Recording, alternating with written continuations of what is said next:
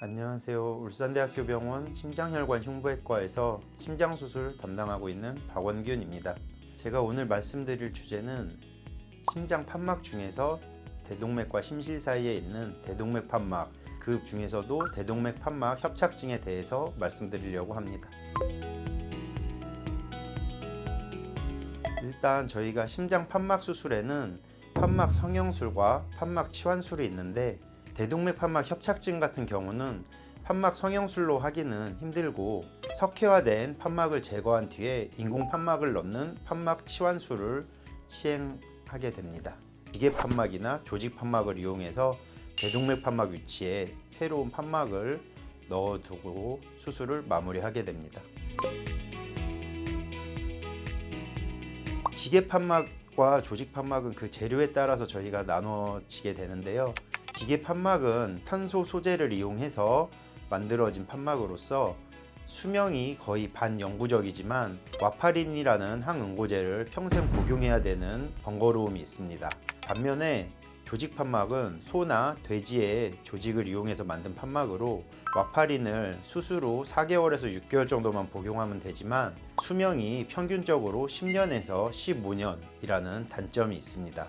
그래서 저희가 수술하기 전에 환자 그리고 보호자들과 상의해서 어떤 판막을 쓸지 결정을 하게 되는데, 30대나 40대의 젊은 분들이 판막이 갑자기 염증이 생겼다던가 그런 경우에는 기계 판막을 추천드리고, 70대 노인의 활동이 좀 힘들다거나 활동이 많지 않은 경우에는 조직 판막을 추천드립니다.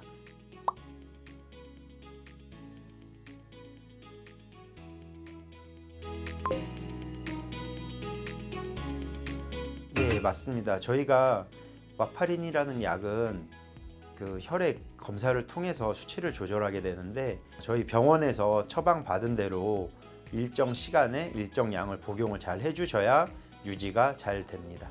교수님, 그러면은 이 항응고제 관련돼가지고 비타민 K도 좀 약간 좀 주의해야 된다, 먹을 조심해야 된다, 이런 얘기도 있는데요. 예, 맞습니다.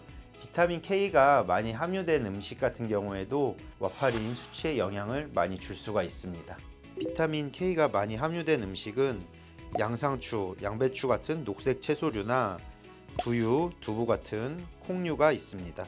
비타민 K가 많이 함유된 음식을 피하는 것이 아니라 과잉 섭취하지 않는 것이 중요합니다. 대동맥 판막 수술이라고 해서 특별히 다른 심장 수술과 다른 건 없지만, 일반적인 심장 수술 후에는 너무 몸에 수분이 많지 않도록 저염 식사를 좀 해주시는 게 좋고요. 통증이 있다고 운동을 너무 안 하시게 되면은 오히려 폐 합병증이 생길 수가 있게 됩니다. 수술 후에 병원에서나 집에서 간단한 운동을 하시는 게 회복에 도움이 되고, 체중이 너무 증가한 경우에도 심장에 무리가 될 수 있습니다. 또한 혈압이 너무 높은 경우에는 심장에 무리가 가기 때문에 혈압약을 잘 복용하셔서 혈압 조절하시는 것도 중요합니다. 저희 판막 수술 후에 가장 잘 생기는 합병증으로는 기계 판막이나 조직 판막에 염증이 생기면서 발생하는 감염성 심내막염이라는 질환입니다.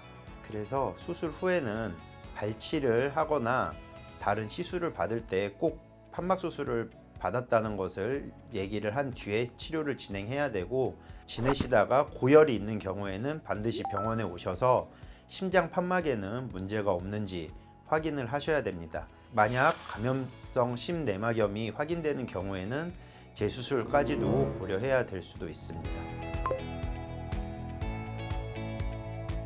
대동맥 판막 협착증 같은 경우에는 숨찬 증상을 가장 많이 호소하고 계시고, 너무 대동맥 판막이 진행이 된 경우에는 갑자기 의식을 잃는 실신 등의 증상으로 발견되는 경우가 있습니다. 만약에 본인이 가슴 통증, 숨찬 증상이 있다면 반드시 병원에 내원하셔서 검사를 받아보시는 것을 추천드립니다. 심장병은 실제로 증상이 나타났을 때는 이미 진행이 많이 되어 있는 경우가 많습니다. 본인이 의심스럽다 싶으시면은 오셔서 병이 없는지를 꼭 확인을 하셔야 되고, 치료 시기를 놓쳐서 심장이 망가지기 전에 치료하시는 것이 중요하다고 생각됩니다.